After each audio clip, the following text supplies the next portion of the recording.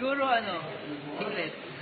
Secret. Pero meron, syempre, hindi na mawawala yun. Pero ano yung clue na mabibigay mo? Siguro yung nabigay kong gift para sa akin, hindi bubukas. Yun yung naisip ko talaga. Love ba to? Pwedeng, di bagay, di ba?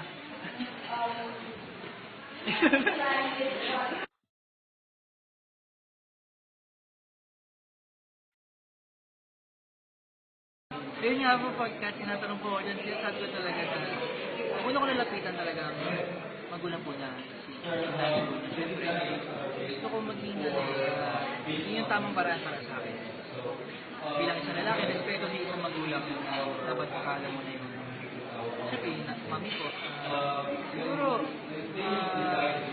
in time, hindi po natin masabi din eh. So you mean, formally nag-ask ka na sa parents? Actually, hindi pa gumagawa na. Actually, kinakabahan ako siguro kung mangyari man yun. Bala na, siguro, pag dumating yung time na yun, sobrang ready na kami na